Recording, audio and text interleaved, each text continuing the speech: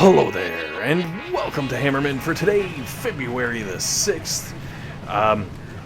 Stage 1 being the first stage, as per usual, and being an alright first stage. We have heavies and tanks again, so of course, no flawless. You might also notice, there's a damage amp and a hot pocket way back at the back. I don't know if we're going to be able to get them into this fight, but they're there just in case. What I'm trying to do is kind of see how far we can get without having to rely on the damage amp and the hot pocket. Especially for like anyone out there who's like, I'm not ready for dropping prototype weapons. I'm gonna chill with the defenses I got and call it a day. Because I did that forever, and I used to do okay. I used to get to, I think, around 5. But then I also had ice statues. Now that I don't have the ice statues, oh man, not quite the same. So, as you saw there, Hammerman just, in his strategic genius, threw an artillery shot at the hot pocket, which did 0 damage to it because it is still in the microwave. Which, let's be honest, probably a good thing, because if we have to fall back on it, there are a lot of tanks and heavies. I don't know, like today, tank heavy mania for Hammerman, you know, like we have heavy Zooka mania going on, but I feel like maybe the bad guys, the Blackguard, have their own manias, and today is heavy tank, and he's just like, oh yeah, heavy tank it is, everybody gets heavies and tanks. I don't know, I'm not going to judge Hammerman and his strategic genius. I gotta say though, as I have been slowly upgrading defenses, you can actually see the one machine gun that's just upgrading there, and the other machine gun that was upgrading is already destroyed, but that's okay. But yeah, like honestly, I noticed, especially through this run, there were a couple of times where I saw my mortars doing some work. They were like blowing up some Riflemen and Zookas and stuff, and I was just like, wow, my defenses are getting so big. Yay for them. Also, I just wanted to quickly show the tail end of the base there. Basically, no defenses over there. All the defenses are in this block right here. I know some people will like throw in, you know, whatever random thing. No, it's just buildings. Really, it's just a tail to kind of drag certain troops off in that direction and distract them while the stuff on the other side blows up the other half of the troops, basically. Like that's kind of what I'm ultimately aiming for. Whether I get there or not, well, that's a different story, but we can try. As you can see, rocket launchers chilling back there, just doing work on these Grens. The Grens are still doing a pretty impressive job of ruining everybody's day, but they don't stand up a chance against those level 13 rocket launchers. I think they're level 13. I hope they're level 13. Is 13 max? 14? 13, 14? 14? 13? Do I hear 13? 13 going once, going twice. Alright, I'm gonna go with it.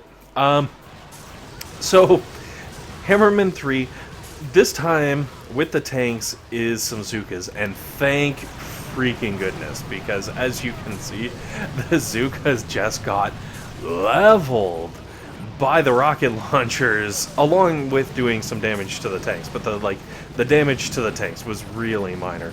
It's up here where it starts getting a little scary, though. It starts looking a little Grankish, especially when the medics drop on this load with a whole bunch of Riflemen, because like right now all those tanks are up at the front just taking a beating for the Grenadiers. But when you throw a pile of Riflemen in front of those tanks, suddenly now the boom cannons, the cannons, the sniper towers are all neutralized. So the only damage the tanks are getting hit with is, you know, some mortars maybe, or shocks, or rocket launchers, which tanks are totally cool with, as long as they've got medics. And oh yeah, with all those Riflemen came the medics. And of course you got the Grenadiers in the back just doing work, like just leveling everything. I started getting a little afraid. I'm not gonna lie. On stage 4, I was like, "Oh my god, I am gonna have to redo this." I was already like, "Well, the damage amp is back there, and the damage amp should be able to save me, and it's gonna be okay. I'm pretty sure this is gonna happen all right." Well, we didn't need it, and I was like, alright, cool. And then Hammerman barraged the Hot Pocket, and once again, I was just like, yes, that is perfect. Keep doing that, please. I also, there's the second machine gun being built. I had one on either end. For this level, the Scorcher obviously being the big worry, but I figured, alright, let's see how these Riflemen do as they come out. Because it's an army ant swarm with a Scorcher drop smack dab in the middle of it. I figured, alright, the Scorcher's going to come way up, we're going to have all the boom cannons turn, and it should be leveled fairly quickly, and then it's just a matter of dealing with the leftover Riflemen. And as you can see, that's a lot of freaking leftover Riflemen. Now the good thing is, the majority of the medics are all over on the one side, trying to keep what was really badly hurt troops alive over there.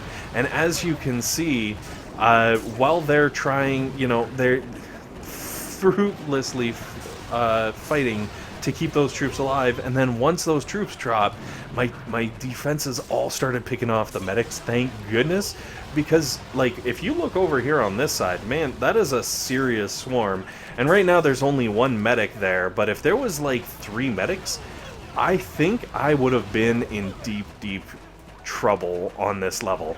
Like, I don't think that my rocket launchers, unboosted, would be able to kind of have the power to really grind through a bunch of Riflemen with 4, 6, however many medics, I don't know, 5.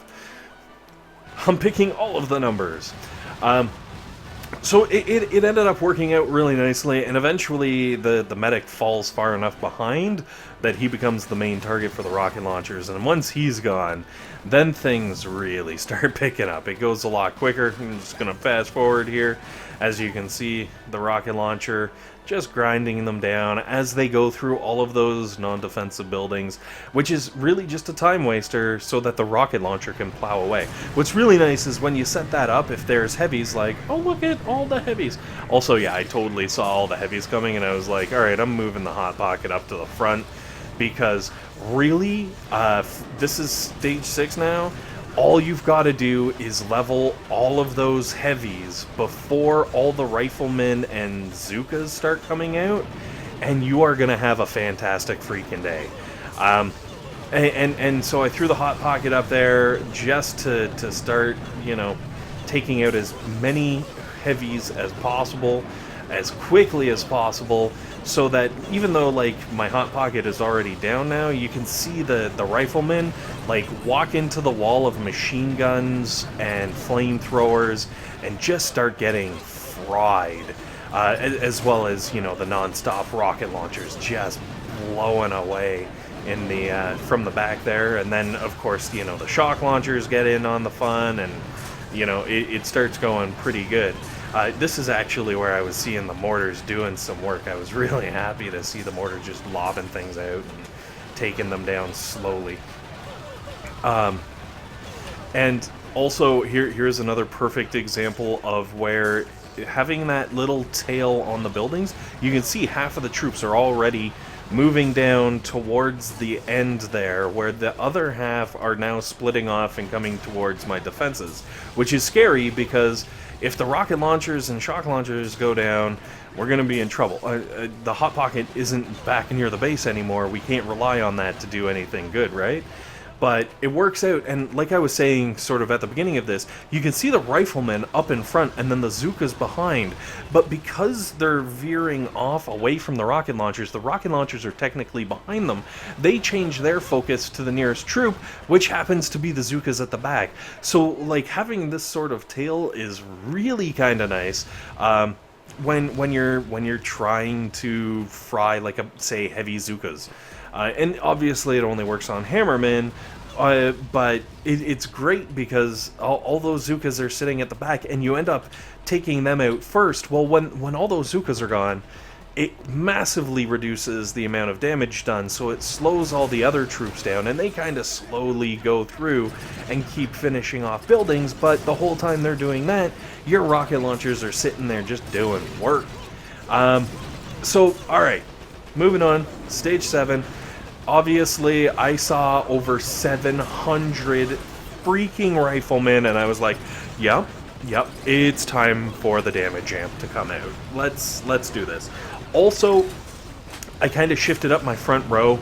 I made sure that, you know, the machine gun that was under construction is taken out of the damage amp area. I also tried to throw in a few extra AoE like weapons. Like you'll notice I've got all my mortars crammed over there, just because I want pretty much a wall of area damage coming down on anything that moves towards that side of the map. As you can see, the Hot Pocket is doing what it does the best. I tell you, that thing, like, on a damage amp is just, it's ridiculous. I absolutely love it. Just look at that, like an entire wave just like strolled in, and yeah, okay, they finally did enough damage to take it down, but like it ruined them.